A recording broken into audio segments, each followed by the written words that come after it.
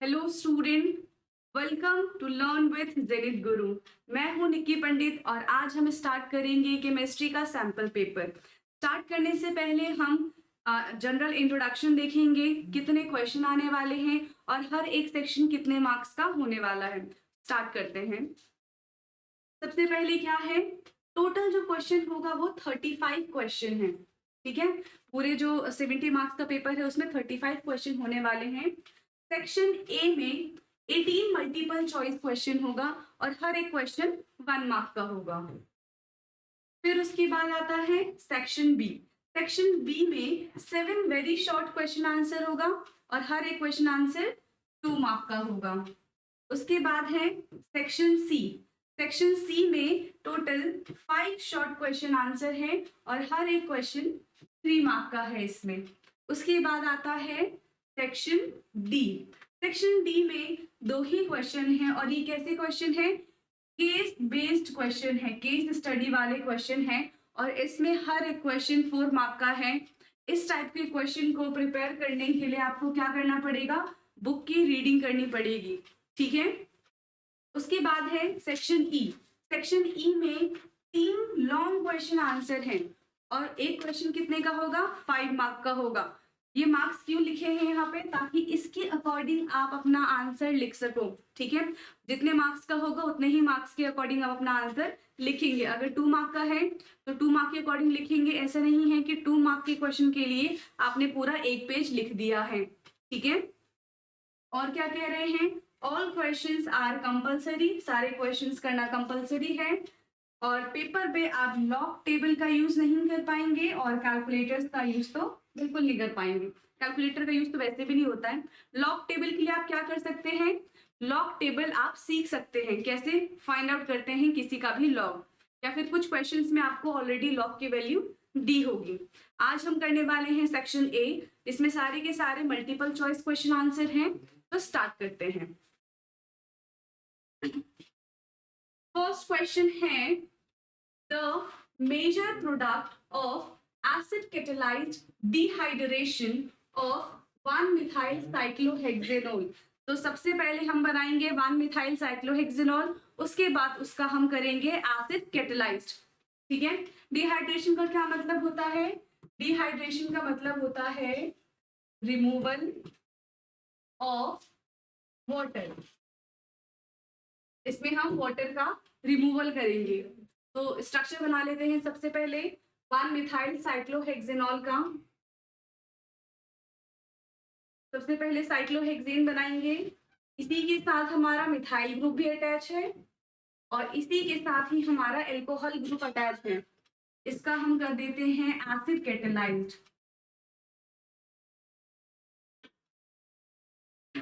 जब हम इसका एसिड कैटालाइज्ड करेंगे तो जो मेन प्रोडक्ट बनेगा वो क्या बनेगा, वो हमारा बनेगा मोस्ट सब्स्टिट्यूटेड एल्कीन। क्योंकि सेडजफ ने क्या कहा था कि मेजर प्रोडक्ट वही होगा जहां पे मोस्ट सब्स्टिट्यूटेड एल्कीन बनेगा। जहां पे मोस्ट सब्स्टिट्यूटेड एल्कीन क्या बन रहा है, इसका नाम क्या हो जाएगा, 1 मिथाइल।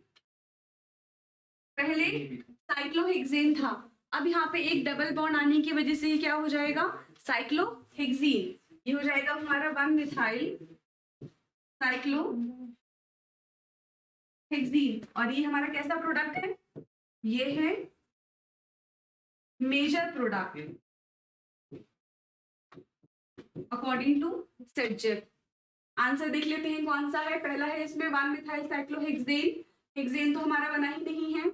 उसके बाद है 1 मिथाइल साइक्लोहेक्सीन, तो इसका करेक्ट ऑप्शन हो जाएगा बी। नेक्स्ट क्वेश्चन की तरफ चलते हैं।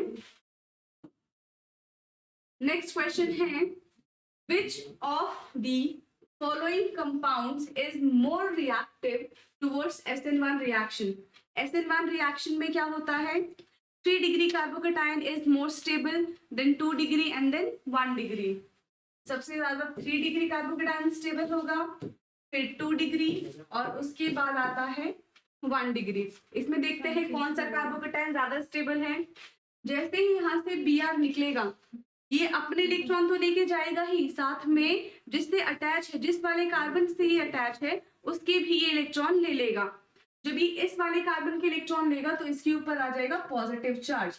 तो ये हमारा क्या बन जाएगा, डबल बॉन्ड के नेक्स्ट वाले कार्बन से हमारा ये ब्रोमीन जुड़ा हुआ है, और ये ब्रोमीन निकला तो कैसा कार्बोकेटाइन बनेगा, ये बन जाएगा हमारा साइक्लिक कार्बोकेटाइन।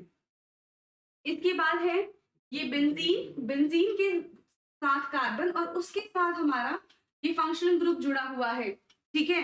तो जब ये Br यहां से निकलेगा तो यहाँ पे जो कार्बोकेटाइन बनेगा वो हो जाएगा हमारा बेंजाइल कार्बोकेटाइन। जो बेंजाइल कार्बोकेटाइन होता है वो बहुत ही ज्यादा स्टेबल कार्बोकेटाइन माना जाता है, ठीक है। तो ये तो स्टेबल है ही। इसके बाद हम देख रहे हैं कि यहाँ पे 2 बेंजीन ग्रुप अटैच है, ब्रोमीन निकलेगा तो यहाँ पे जो कार्बोकेटाइन बनेगा वो 2 बेंजाइल ग्रुप की वजह से बनेगा। जब एक बेंजाइल ग्रुप का कार्बोकेटाइन इतना ज्यादा स्टेबल होता है तो जब 2 बेंजीन के साथ कार्बोकेटाइन बनेगा तो वो सबसे ज्यादा स्टेबल होगा, उससे स्टेबल फिर कोई कार्बोकेटाइन नहीं होगा। तो इसका आंसर क्या हो जाएगा, सी, क्योंकि यहाँ पे 2 बेंजाइल ग्रुप प्रेजेंट है। नेक्स्ट क्वेश्चन है KMnO4 is colored due to। KMnO4 colour होता है क्यों, KMnO4 का जो कलर होता है वो डार्क पर्पल कलर का होता है। इसके पीछे के रीजंस देखते हैं। अब तक हम ये देखते आए हैं जिसके पास अनपेयर्ड इलेक्ट्रॉन होंगे वही कलर शो कर पाएगा। तो सबसे पहले आइडेंटिफाई करते हैं कि क्या KMnO4 के पास अनपेयर्ड इलेक्ट्रॉन है। कैसे आइडेंटिफाई करेंगे, सबसे पहले हम KMnO4 का ऑक्सीडेशन नंबर निकाल लेते हैं, उसके बाद कॉन्फ़िगरेशन करेंगे। जो पोटेशियम होता है उसके पास +1 चार्ज होगा, क्योंकि मैंगनीज का निकालना है तो X मान लेंगे यहाँ पे हम। ऑक्सीजन का होता है -2, कोई चार्ज नहीं है तो इक्वल टू 0। अब देखो यहाँ पे है 1 + x - 8 = 0, यानी कि x = 7। तो जो मैंगनीज पे आया है चार्ज वो है +7। सबसे पहले नॉर्मल मैंगनीज का कॉन्फ़िगरेशन करेंगे तो क्या हो जाएगा 3d5 4s2। अब ये 7+ कह रहे हैं, यानी कि यहाँ से 7 इलेक्ट्रॉन हम रिमूव कर देंगे। अगर यहाँ से मैंने 7 इलेक्ट्रॉन रिमूव कर दिया तो क्या बन जाएगा 3d0 4s0, और इससे पहले वाले जितने भी कॉन्फ़िगरेशन होंगे वो क्या है, फुल्ली फिल्ड है। तो यहाँ पे कोई भी अनपेयर्ड इलेक्ट्रॉन हमें दिखाई नहीं दे रहा है। अब अगर अनपेयर्ड इलेक्ट्रॉन नहीं है तो वो कंपाउंड कलर्ड ही नहीं होगा, बट यहाँ पे क्या मेंशन है कि कंपाउंड कलर्ड है, तो अनपेयर्ड इलेक्ट्रॉन की वजह से तो ये कलर्ड नहीं है। फिर क्या रीजन होगा, देखो unpaired electron in d orbital of manganese, तो ये ऑप्शन हमारा हो जाएगा गलत। उसके बाद फर्स्ट ऑप्शन क्या है, dd ट्रांजिशन।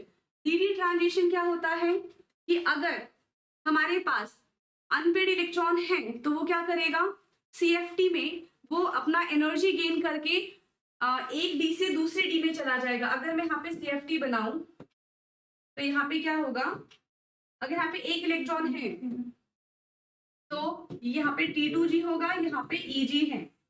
तो ये वाला इलेक्ट्रॉन क्या करेगा, एनर्जी गेन करके इस वाले d ऑर्बिटल में चला जाएगा। अब यहाँ पे इलेक्ट्रॉन ही नहीं है अनपेयर्ड, तो dd ट्रांजिशन भी पॉसिबल नहीं हो पाएगा, तो ये भी इसका ऑप्शन नहीं होगा। उसके बाद क्या है, charge transfer from ligand to metal. क्या इसकी वजह से KMnO4 का कलर होगा, देखते हैं। लिगेंड की क्या खासियत होती है कि ये अपना इलेक्ट्रॉन ट्रांसफर करता है मेटल को। इसी के जैसा जो ऑप्शन है D, इसमें क्या कह रहे हैं, इसका ऑपोजिट कह रहे हैं कि यहाँ पे मेटल अपना चार्ज ट्रांसफर कर रहा है लिगेंड को। तो मेटल कभी भी अपना चार्ज ट्रांसफर नहीं कर सकता है लिगेंड को, क्यों, क्योंकि मेटल इलेक्ट्रॉन डेफिशिएंट होता है। हमेशा सिर्फ लिगेंड ही चार्ज ट्रांसफर करेगा, लिगेंड ही अपने इलेक्ट्रॉन डोनेट करता है सेंट्रल मेटल एटम को। तो यहाँ पे जो कलर्ड आएगा वो किसकी वजह से आएगा, charge transfer from ligand to metal, ligand से मेटल की तरफ चार्ज ट्रांसफर होगा, जिसकी वजह से KMnO4 का कलर शो होगा। ठीक है, अब चलते हैं नेक्स्ट क्वेश्चन पे। नेक्स्ट क्वेश्चन है, which radioactive isotopes would have the longer half life, O15 और O19, किसका हाफ लाइफ ज्यादा है। हाफ लाइफ कैसे आइडेंटिफाई करेंगे, यहाँ पे रेडियो एक्टिव आइसोटोप्स कहा है। जहां पे भी रेडियो एक्टिव आइसोटोप्स की बात चलती है वहां पे हम फर्स्ट ऑर्डर ऑटोमेटिकली सोच लेते हैं, ठीक है। अब हाफ लाइफ की बात कह रहे हैं तो फर्स्ट ऑर्डर का हाफ लाइफ क्या होगा? फर्स्ट ऑर्डर का हाफ लाइफ होता है T half is equal to 0.693 upon K। ये होगा फर्स्ट ऑर्डर का हाफ लाइफ। यहाँ पे आपको क्या देखने के लिए मिल रहा है? जो T हाफ है वो इनवर्सली प्रोपोर्शनल है K के, यानी कि जिसकी K की वैल्यू जितनी ज्यादा होगी उसकी T हाफ उतनी ही कम होगी, ठीक है, एंड वाइस वर्सा। तो यहाँ पे क्या है? ज्यादा पूछ रहे हैं, किसकी हाफ लाइफ ज्यादा है? जिसकी वैल्यू कम उसकी हाफ लाइफ ज्यादा। O15, जो O15 है उसकी वैल्यू है 5.63 इंटू 10 की पावर -3 सेकेंड, और जो O19 है इसकी वैल्यू है 2.38 इंटू 10 की पावर -2 सेकेंड। अब देखने से क्या लग रहा है कि जो 5.63 है वो कैसा है? ये इससे बड़ा लग रहा है, तो इसकी हाफ लाइफ कम होगी। पर इसमें आप पावर को चेक करो, सबसे पहले पावर सेम होना चाहिए, उसके बाद ही हम क्या करेंगे? इस नंबर को कंपेयर करेंगे। इनका पावर सेम करते हैं। यहाँ पे -3 है तो यहाँ पे भी -2 करेंगे। क्या होगा? ये जो पॉइंट है जब ये लेफ्ट साइड शिफ्ट होगा तो यहाँ पे +1 आ जाएगा। जब यहाँ पे +1 आएगा तो क्या हो जाएगा? ये 0.563 इंटू 10 की पावर -2 सेकेंड। अब दोनों का जो रेशियो है, जो 10 की पावर 2 है, वो क्या है? सेम है। अब हम इनके वैल्यूज को चेक करेंगे। यहाँ पे है 2.38, यहाँ पे है 0.563। इन दोनों में से किसकी वैल्यू ज्यादा बड़ी है? O19 की। तो जिसकी वैल्यू जितनी ज्यादा बड़ी होगी उसकी T हाफ उतनी ज्यादा कम होगी। यहाँ पे पूछा है T हाफ किसका ज्यादा है, तो जिसकी K की वैल्यू कम होगी, यानी कि O15। तो इसका आंसर हो जाएगा A, O15। नेक्स्ट क्वेश्चन की तरफ चलते हैं। नेक्स्ट क्वेश्चन है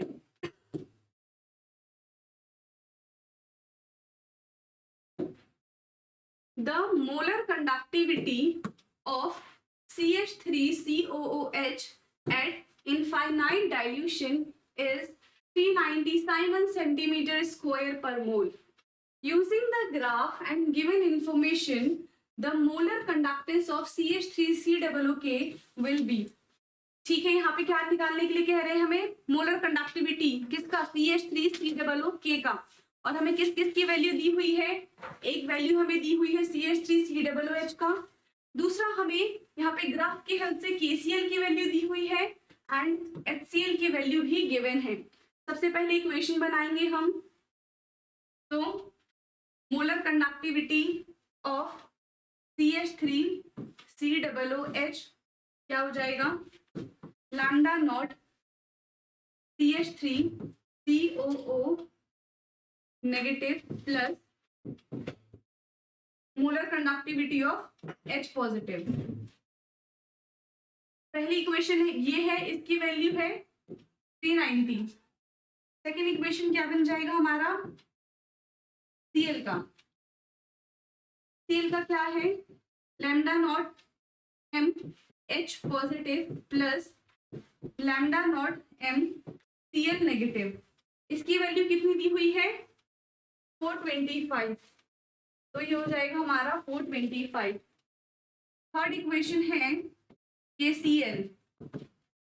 KCl हमारा बन जाएगा lambda naught M K positive plus lambda naught M Cl negative. इसकी वैल्यू क्या है? देखो यहाँ पे एग्जैक्ट वैल्यू गिवन नहीं है आप लोगों को, यहाँ पे बीच में है, इसके नीचे 125 है, ऊपर 175 है। तो सबसे पहले हम इन दोनों का एवरेज निकालेंगे। जब इन दोनों का एवरेज निकालेंगे तो वो आएगा हमारा 150। तो यहाँ पे कर देते हैं हम 150। अब हमें किसका निकालना है? लैम्डा नॉट M CH3COOK का। तो अब देखो यहाँ से हमें CH3COO नेगेटिव चाहिए और lambda naught M K positive चाहिए, उसके अलावा हमें कुछ भी नहीं चाहिए। तो हम क्या करेंगे?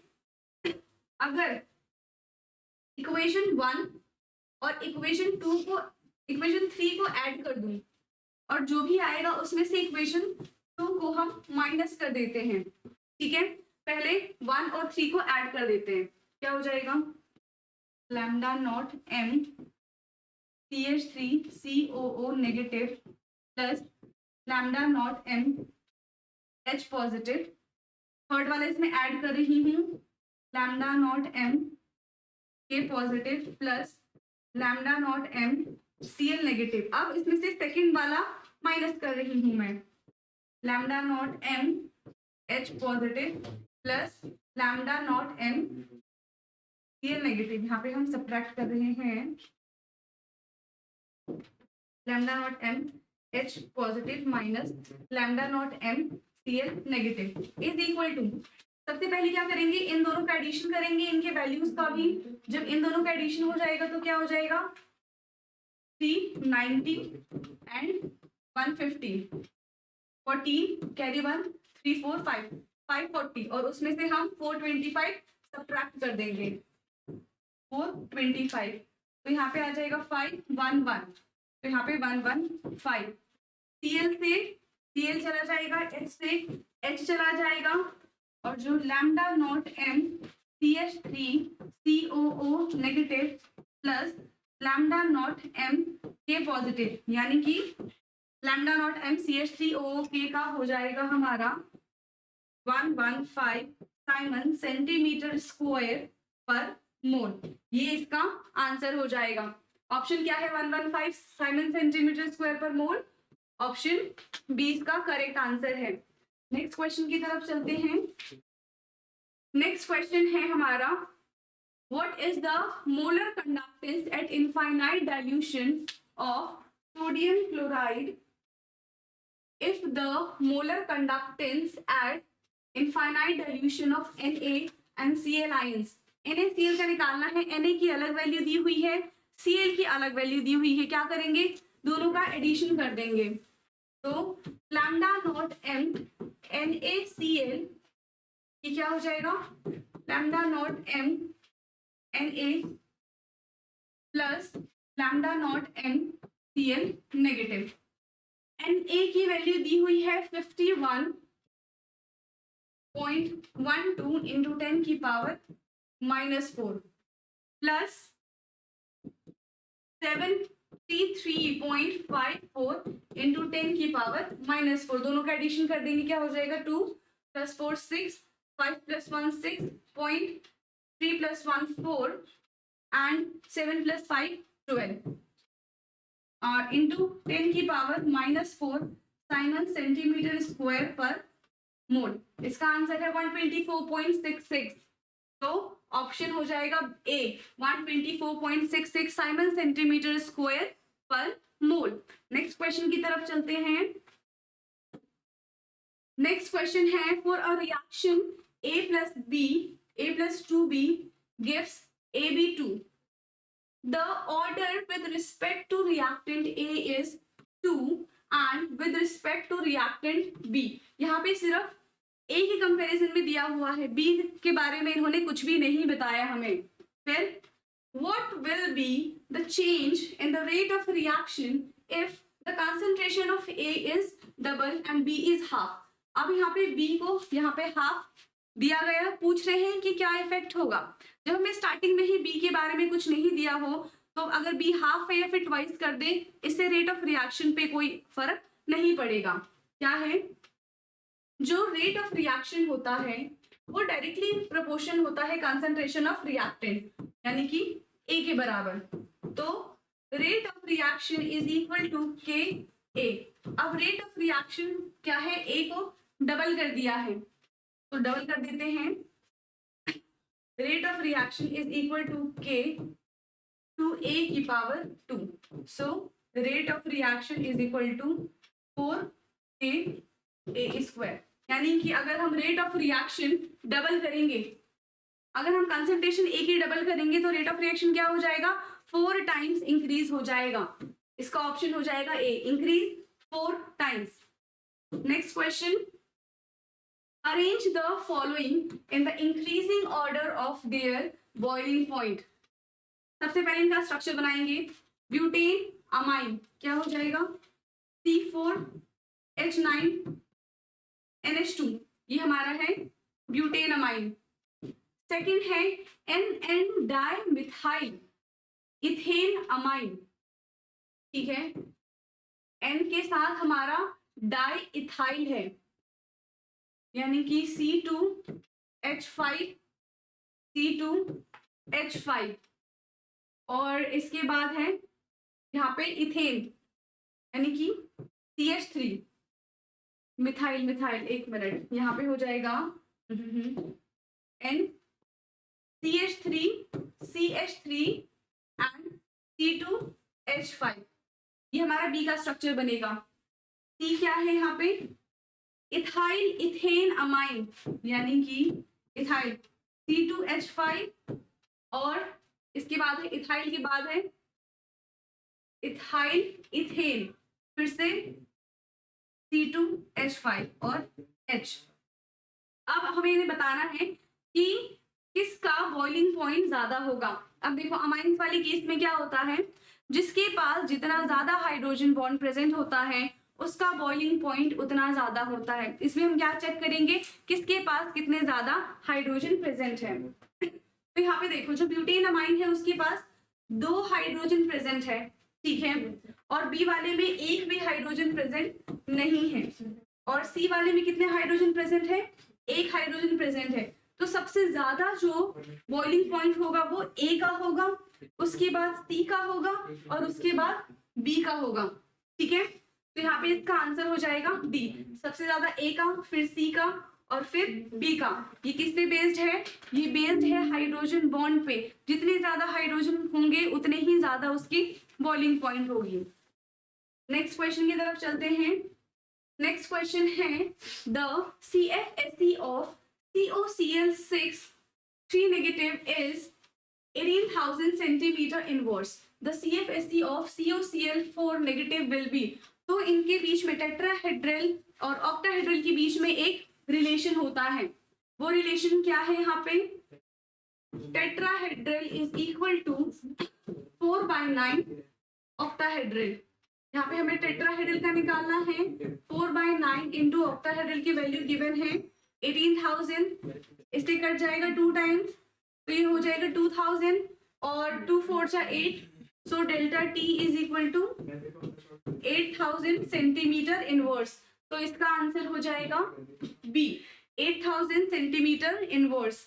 नेक्स्ट क्वेश्चन है what would be the major product of the following reaction, C6H5CH2O C6H5 plus HBr gives क्या है, C6H5CH2O C6H5 plus HBr। तो क्या बनेगा, यहाँ पे हाइड्रोलिसिस कहाँ से होगा, सबसे पहले हमें ये देखना है ये वाला बॉन्ड ब्रेक होगा या यहाँ वाला बॉन्ड ब्रेक होगा। कैसे पता करेंगे, जो कार्बोकेटायन जितना ज्यादा स्टेबल होगा वहीं से हमारा बॉन्ड ब्रेक होगा। तो यहाँ पे देखो अभी थोड़ी देर पहले हम देख कर आए थे C6H5CH2 का कार्बोकेटायन कैसा कार्बोकेटायन होता है, बेंजाइलिक कार्बोकेटायन, और जो बेंजाइलिक कार्बोकेटायन होता है वो बहुत ही ज्यादा स्टेबल कार्बोकेटायन माना जाता है। तो अगर बॉन्ड यहाँ से टूटा तो इसके ऊपर आएगा पार्शियली पॉजिटिव चार्ज, ऑक्सीजन पे आएगा पार्शियली नेगेटिव चार्ज, और ये एक स्टेबल कार्बोकेटायन है। ठीक है, यहाँ से इनका बॉन्ड टूटेगा, जो Br है उस पे पार्शियली नेगेटिव और हाइड्रोजन पे आएगा पार्शियली पॉजिटिव चार्ज। अब नेगेटिव वाला जाएगा पॉजिटिव के पास और पॉजिटिव वाला जाएगा नेगेटिव के पास। क्या बनेगा यहाँ से हमारा ए प्रोडक्ट C6H5CH2Br, ये हमारा बनेगा ए। बी क्या बनेगा, C6H5OH, ये है बी प्रोडक्ट। चेक कर लेते हैं इसमें से कौन सा ऑप्शन मैच हो रहा है। सबसे पहले में ही अल्कोहल दिया हुआ है, हमारा फर्स्ट में अल्कोहल नहीं बना, ये ऑप्शन नहीं होगा। सेकंड वाले में भी अल्कोहल है, ये भी ऑप्शन नहीं है। थर्ड वाले में OH कहीं दिया ही नहीं है, ये भी हमारा ऑप्शन नहीं है। फोर्थ वाला क्या है, फोर्थ वाला ऑप्शन हमारे ऑप्शन से मैच हो रहा है। इसका आंसर क्या हो जाएगा, डी। चलते हैं नेक्स्ट क्वेश्चन की तरफ। नेक्स्ट क्वेश्चन है which of the following statement is not correct about amines. कौन सा स्टेटमेंट सही नहीं है अमाइंस के लिए? सबसे पहला, most alkyl amines are more basic than ammonia solution. क्या है यहाँ पे? जो एल्काइल अमाइंस होते हैं वो ज्यादा बेसिक है अमोनिया से। तो ये वाला जो एक्सप्लेनेशन है वो एकदम करेक्ट है। कैसे? जो हमारा एल्काइल ग्रुप होता है वो क्या करता है? इलेक्ट्रॉन डोनेट करता है नाइट्रोजन को। जितना ज्यादा इलेक्ट्रॉन डोनेशन होगा उतना ज्यादा ही बेसिक कैरेक्टर इंक्रीज होता है।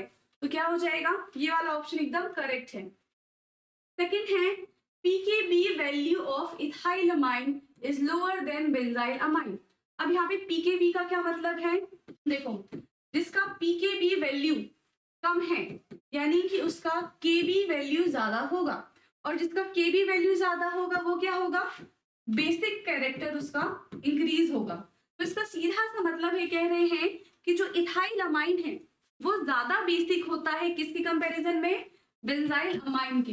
अभी हमने देखा था इथाइल अमाइन में क्या है? इथाइल इलेक्ट्रॉन डोनेटिंग ग्रुप है, वो प्लस आई इफेक्ट क्रिएट करेगा जिसकी वजह से बेसिक कैरेक्टर इंक्रीज होगा। तो बी वाला भी ऑप्शन हमारा करेक्ट है। सी क्या है? CH3NH2 on reaction with nitrous acid release NO2 gas. अब हमें ये चेक करना पड़ेगा कि क्या इसमें NO2 गैस रिलीज होता भी है कि नहीं। रिएक्शन करके देख लेते हैं। CH3NH2 प्लस HNO2 के साथ जब हम रिएक्शन कराएंगे तो क्या बनेगा यहाँ पे हमारा? N2 plus CH3OH। यहाँ पे NO2 गैस रिलीज नहीं होता है, यहाँ पे N2 गैस रिलीज होता है। तो ऑप्शन सी हमारा जो है वो इनकरेक्ट हो जाएगा। डी की बात कर लेते हैं। Hinsberg reagent react with secondary amines to form sulphonamide. तो ये भी एकदम करेक्ट है। इसका आंसर क्या हो जाएगा?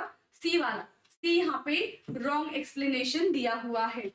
नेक्स्ट क्वेश्चन की तरफ चलते हैं। नेक्स्ट क्वेश्चन है, which of the following test reaction is given by aldehyde as well as ketone? इन सब में से गिवन टेस्ट में से कौन है जो एल्डिहाइड का भी टेस्ट देता है और कीटोन का भी टेस्ट देता है? सबसे पहले फेलिंग टेस्ट। फेलिंग टेस्ट जो है वो सिर्फ एल्डिहाइड के लिए टेस्ट देता है, तो ये तो नहीं होगा। उसके बाद है टोलेंट टेस्ट। टोलेंट टेस्ट भी एल्डिहाइड के लिए ही देता है, मतलब इससे क्या कर सकते हैं हम? ये कीटोन के लिए टेस्ट नहीं कर सकते। उसके बाद है 2,4 डाइनाइट्रोफिनाइल हाइड्राजीन टेस्ट। ये क्या है? ये कीटोन के लिए भी वैलिड होता है एज वेल एज एल्डिहाइड के लिए भी होता है। तो इसका ऑप्शन हो जाएगा सी। जो कैलिजारो है ये भी एल्डिहाइड के लिए ही होता है, कीटोन के लिए नहीं होता। तो इसका करेक्ट एक्सप्लेनेशन हो जाएगा सी। नेक्स्ट क्वेश्चन की तरफ चलते हैं। नेक्स्ट क्वेश्चन है, Arrhenius equation can be represented graphically as follow: the intercept and the slope। इसमें हमें इंटरसेप्ट बताना है और स्लोप बताना है। उसके लिए क्या करेंगे? सबसे पहले हमें इक्वेशन पता होनी चाहिए। इक्वेशन क्या है? ln k is equal to, यानी कि natural log k is equal to natural log a minus EA upon RT। अब हम इसको इक्वेट करेंगे स्ट्रेट लाइन के इक्वेशन से। क्या होता है स्ट्रेट लाइन का equation? y is equal to mx plus c। देखते हैं, ये जो ln k है ये हमारा y है, और जो माइनस EA बाई RT है ये हमारा क्या है? mx है। तो ये हमारा mx हो जाएगा और ln k हमारा c है। ठीक है, तो अब चेक करते हैं। देखो y की जगह नेचुरल लॉग k है, यहाँ पे लिखा हुआ है नेचुरल लॉग k, और यहाँ पे है नेचुरल लॉग k। x में क्या है? x की प्लेस पे हमारा 1/t गिवन है, तो यहाँ पे भी 1/t लिखा हुआ है। स्लोप क्या है? हमारा जो हमारा m है वो हमारा स्लोप होता है, और यहाँ पे स्लोप क्या है? माइनस का m। तो यहाँ पे देखो डिक्रीजिंग स्लोप बना हुआ है, तो डिक्रीजिंग स्लोप क्या हो जाएगा? Minus EA by R। उसके बाद कांस्टेंट क्या है? Natural log a। तो यहाँ पे जो हमारा कांस्टेंट हो जाएगा वो हो जाएगा, यानी कि इंटरसेप्ट जो होगा वो हमारा नेचुरल लॉग a हो जाएगा, और जो स्लोप बनेगा हमारा वो बनेगा minus EA by RT। Option देख लेते हैं किससे मैच होता है। सबसे पहले हमसे इंटरसेप्ट पूछा है, तो इंटरसेप्ट हमारा नेचुरल लॉग a है, यहाँ पे भी नेचुरल लॉग a है, करेक्ट है ये वाला। लेकिन यहाँ पे अगर स्लोप की बात करें तो EA/R लिखा हुआ है और हमारा क्या है माइनस EA/R, तो फर्स्ट ऑप्शन हो जाएगा इनकरेक्ट। सेकेंड ऑप्शन इसमें है A एंड EA, तो ये भी हमारा ऑप्शन गलत है। थर्ड की अगर हम बात करें तो थर्ड ऑप्शन में दिया हुआ है natural log A and minus EA/R, जो कि हमारे यहाँ से मैच हो रहा है, तो इसका आंसर क्या हो जाएगा, इसका ऑप्शन हो जाएगा सी। अब चलते हैं नेक्स्ट क्वेश्चन की तरफ। नेक्स्ट क्वेश्चन है 12th वाला ही है ये। The unit of rate constant for a reaction 2A plus 2B will give A2B2 which has rate constant क्या है, रेट हमें दे रखा है k A की पावर 2 एंड B की पावर 1। अब हमसे पूछ रहे हैं क्या, यूनिट बताओ, तो यूनिट कैसे पता होगा, सबसे पहले हमें उसका ऑर्डर पता होना चाहिए। ऑर्डर निकाल लेते हैं हम। ऑर्डर कैसे निकलता है, जो भी कंसंट्रेशन दी हुई है उनके पावर का सम अगर कर देंगे तो ऑर्डर निकल जाएगा हमारा 2 + 1 = 3, तो इस रिएक्शन का ऑर्डर है 3। अब हमें 3 पता चल गया है, तो 3 के लिए हम क्या निकालेंगे, उसका हम यूनिट निकाल लेंगे। यूनिट निकालने का सबसे आसान तरीका क्या है, देखो मोल पर litre 1 - n, second inverse. n यहाँ पे क्या है, n रिप्रेजेंट कर रहा है ऑर्डर को, और ऑर्डर क्या है यहाँ पे 3 है। n की जगह हम 3 अगर लिख देते हैं तो क्या हो जाएगा, मोल पर लीटर 1 - 3 सेकेंड इनवर्स, तो यहाँ पे जो हमारा आंसर आएगा वो हो जाएगा मोल पर लीटर -2 सेकेंड इनवर्स। तो ऑप्शन इसमें से कौन सा मैच कर रहा है, D, mole inverse litre square second inverse. Next question है हमारा, the number of ions formed on dissolving one molecule of FeSO4 NH4 whole twice SO4.6H2O water in। जब ये वाटर में जाएंगे तो क्या होगा, कितने इसमें से जो आयंस है वो डिसोसिएट होंगे, वो देख लेते हैं। FeSO4 एक मॉलिक्यूल है, एक आयन है, उसके बाद NH4 के 2 मॉलिक्यूल, यहाँ पे 2 आयंस में ये ब्रेक होगा, उसके बाद है 2SO4, तो चेक कर लेते कितना है, ये 1, ये 2 और ये 2, टोटल क्या हो जाएगा 5, तो इसका ऑप्शन हो जाएगा सी। नेक्स्ट क्वेश्चन की तरफ चलते हैं। The oxidation of toluene, toluene क्या होता है, बेंजीन के ऊपर CH3 का group, benzaldehyde by the chromyl chloride. Reaction देख लेते हैं, कौन सी रिएक्शन है, जब टोल्यूइन का रिएक्शन हम कराएंगे क्रोमाइल क्लोराइड के साथ, CrO2 Cl2, इसको बोलते हैं हम क्रोमाइल क्लोराइड, तो ये कन्वर्ट हो जाएगा हमारा बेंजेल्डिहाइड में, यानी कि बेंजीन के साथ CHO का ग्रुप, तो इसको हम क्या कहते हैं, इसको कहते हैं, ये एक नेम रिएक्शन है, इसका नाम है इटार्ड रिएक्शन। ऑप्शन हो जाएगा इसका ए, इटार्ड रिएक्शन। नेक्स्ट क्वेश्चन है, given below are the 2 statements labeled as assertion and reason। सबसे पहला assertion क्या है, an ether is more volatile than an alcohol as compared to the molecular mass। जो ईथर होता है वो ज्यादा वॉलेटाइल होगा किससे, एल्कोहल से, तो ये वाला जो assertion है वो एकदम करेक्ट है। क्यों, क्योंकि ईथर के पास कोई भी हाइड्रोजन बॉन्ड प्रेजेंट नहीं होता है, जबकि जो एल्कोहल है उसके पास हाइड्रोजन बॉन्ड प्रेजेंट होता है, तो हाइड्रोजन बॉन्ड प्रेजेंट होने की वजह से वो कम वॉलेटाइल होंगे, और जिसके पास हाइड्रोजन बॉन्ड प्रेजेंट नहीं होगा उनका मेल्टिंग पॉइंट और बॉइलिंग पॉइंट कम होगा, तो वो वॉलेटाइल ज्यादा होंगे। तो हमारा जो असर्शन है वो एकदम करेक्ट है।